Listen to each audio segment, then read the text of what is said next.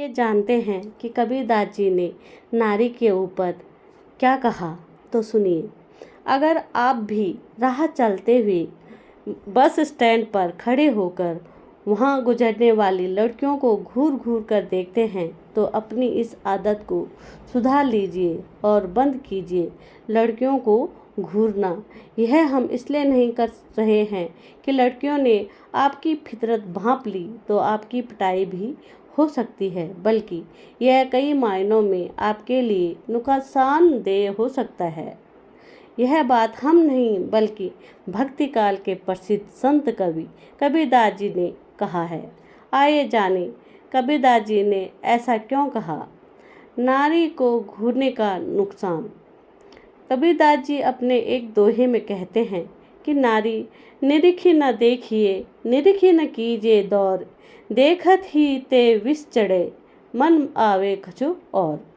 यानी स्त्रियों को कभी भी घूरकर नहीं देखना चाहिए और अगर देख लिया तो भूलकर भी उनके पीछे दौड़ना नहीं चाहिए।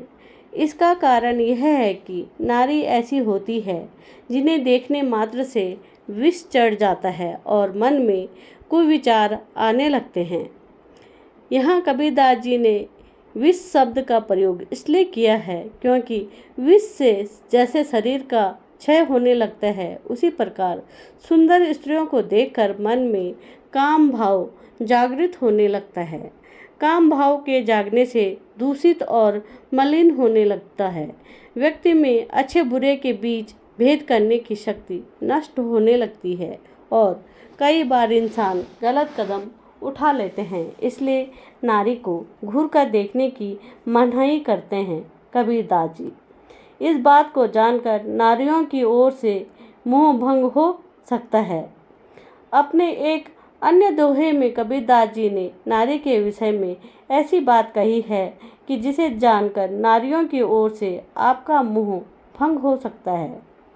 कबीरदास जी कहते हैं, नारी मदन ताल बड़ी, भव सागर की पाल, नर मच्छा के कारणे, जीवत माड़ी जाल। अर्थात कबीरदास जी ने अपने इस दोहे के माध्यम से स्त्री रूप के मोह में फंसे पुरुषों को बताते हैं कि स्त्री वासना का सरोवर है और इसने वासना और काम भाव में डूबे पुरुषों को फंसाने के लिए अपना जाल बिछा रखा है, जिससे इस जाल की अनदेखी की और सरोवर में डुबकी लगाई, उसकी नैया कभी पार नहीं लग सकती। वास्तव श्रृंगार ने इस भवसागर में मनुष्यों को परखने के लिए स्त्री रूपी सरोवर और जाल को डाल रखा है। जो मनुष्य इस रहस्य को समझकर जाल में उलझने से बच जाते हैं, उनकी नैया पार लग जाती है और वह ईश्वर के पास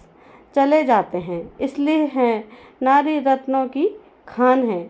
लेकिन इन सब बातों से नारी की निंदा का ख्याल भी मन में नहीं लगाइएगा, क्योंकि नारी रत्नों की खान है। यह बात कबीरदास जी अपने अगले दोहे इस प्रकार व्यक्त करते हैं। नारी हमेशा से भारत में आदरणीय और पूजनीय रही है। कबीरदास जी ने भी इस बात को व्यक्त किया है। कबीरदास जी अपने एक दोहे में कहते हैं, नारी निंदा ना करो, नारी रत्न की खान, नारी से नर होत है, ध्रुव प्रहलाद समान। यानी नारी का कभी अपमान नहीं करना चाहिए। नारी के प्रति कभी भी कुविष्टि नहीं रखनी चाहिए, क्योंकि नारी गुणों की खान है। इस खान से कई महान व्यक्तियों ने जन्म लिया, जिनमें ध्रुव और प्रहलाद शामिल हैं। यानी सब कुछ मनुष्य की दृष्टि पर निर्भर है।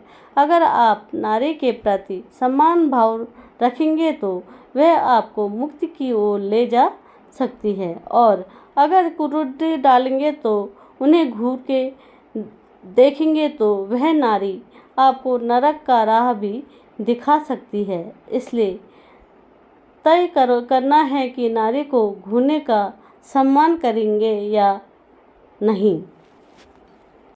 नारी बिना न होत जग पूरा, बिन उसके जीवन है अधूरा।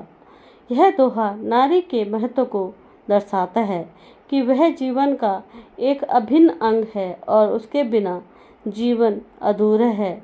माँ सा प्यार, बहन सा स्नेह, पत्नी का साथ, बेटी की दीन। यह दोहा नारी के विभिन्न रूपों को दर्शाता है, जो प्रेम, स्नेह और साथ